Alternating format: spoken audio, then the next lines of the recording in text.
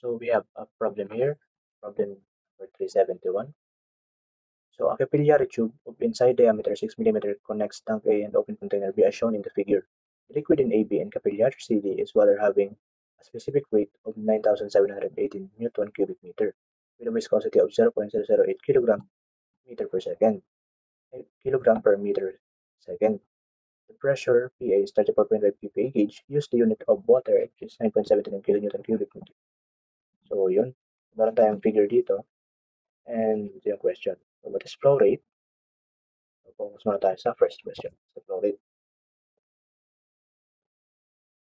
Number 1. Flow rate muna.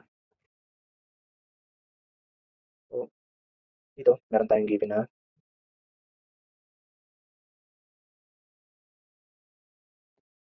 6 diameter. Ang diameter niya is 6 mm. And then, meron siyang viscosity. So ang gagamitin natin dito is yung, kung alam niyo yung Hagen-Poisson formula, which is na-derive siya galing kay Darcy Weisbach. So yun yung gagamitin natin. Yung formula na yun is HF equals to 128, which is yung viscosity L 2 over pi Pg. Dito sa HF is lagyan natin yung mga given. So HF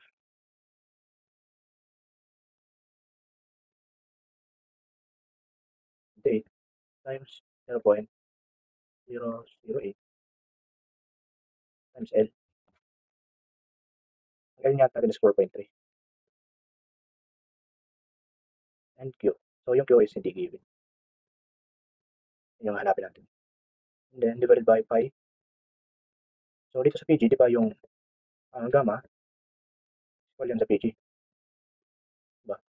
So gamitin natin lang natin yung gamma, which is yung specific weight is 9,780.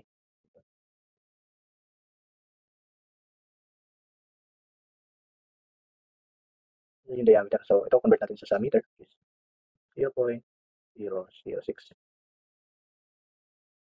So kinumpit natin yan. Lalabas dyan is 11,057.95. So yung Q, lalagay natin. Ito na yung ano natin. Equation 1.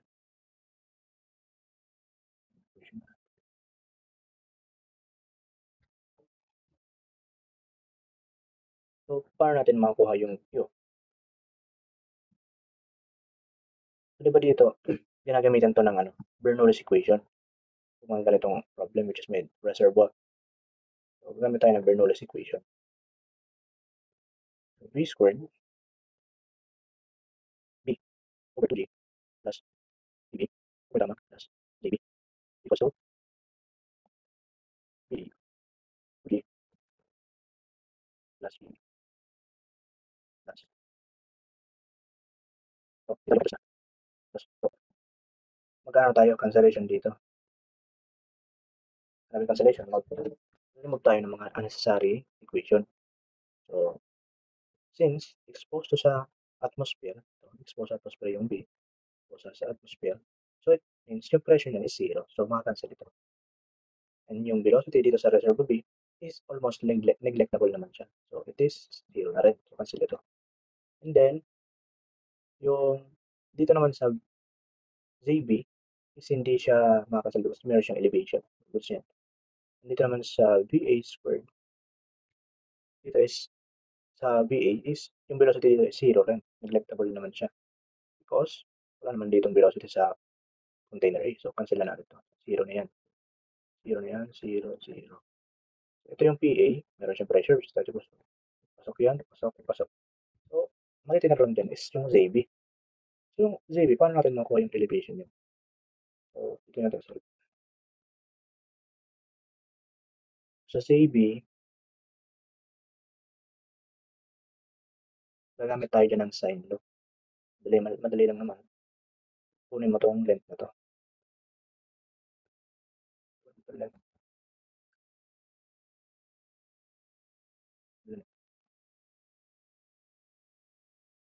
Gawin natin ano 'yan, letter Y. Gawin natin Y siya. So, Y over, kung aral niyo ang sine law, dali lang sa inyo 'to. So, sine 45 equals 4.3 over sine 90. Yung Y dito is, kinompute niyo 'yan, ang Y diyan is 3.04 meter. 3.04 na 'to. Kung plus mo yan sa 1.4, ang labas niyan is 0.44. So, ang ZB natin is may ginang, so yung Y dito, yung ZB equals to 3.04 plus 1.4. Yun sa 4. So, yan ang ZB natin. 4.4 percent sa 34.5 PPA over, di ba ang gagamitin natin is 9.79 plus Z8, Z is 1 plus yung head loss natin, is equation 1, 11057.95 Q. Dito, shift solve lang natin, makuha natin yung flow rate. Pag sinolve nyo to, ang Q date natin dito is negative 7.6 times 10 plus negative 6 cubic meter per second. Yung Q natin. Ito na yung sagot sa number 1. Ito sa number 2, since negative ang sagot sa number 1, ang flow niya is pataas. Punta sa taas. Bakit? Since we use the value of gravity and also we assume the directions of it as positive when going down, so it is gonna give you a negative charge because of the reaction of the gravity into the flow. It is resisting the flow by the gravity. Nire-resist ng gravity yung flow ng tubig. Kaya ang flow niyan is from container A to container B. So, yung kasagutan sa problem number 2. Flow niya is from A to B. So, sa number 3 naman, determine the type of flow. So, sa natin type of flow, gagamit tayo dyan ng laminar, transitional, or turbulent. So, yun yung pagpipilian natin dyan. So, pagpipilian natin yun pag ginamit natin yung formula ng Reynolds formula. Sulat natin. So, ito yung number 3. Reynolds formula. Formula ng Reynolds formula is RE so 2 P times the ampere times the velocity over viscosity. So, meron tayong given na ano, which is 9,780 diameter, 0.006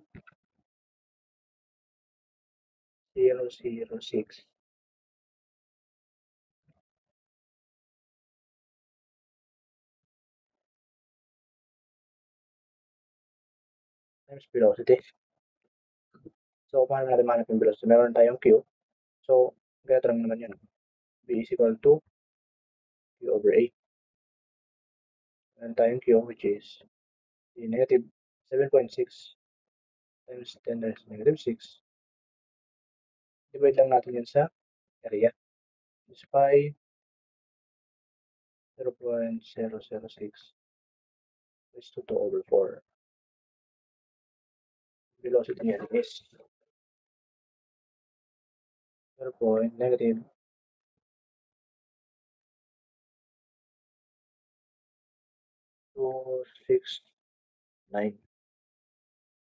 So, ito is, ang velocity niya is 0.269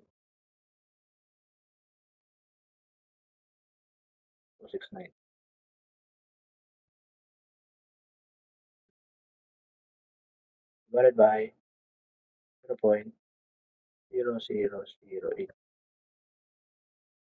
So dito, i-multiply natin yung gravity, which is 9.81.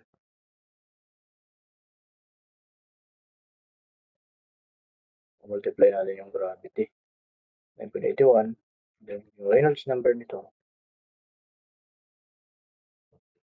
answer, 2009. 2009, since ang ano dyan is, it is greater than 2000, but below 4000. What is below 4000? So, it is transitional. Ang flow natin dito is, ang Reynolds natin dito is,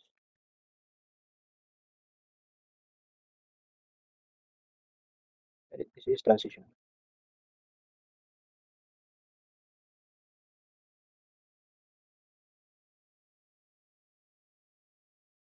Yan. Transitional yung ating flow. So, yun lang.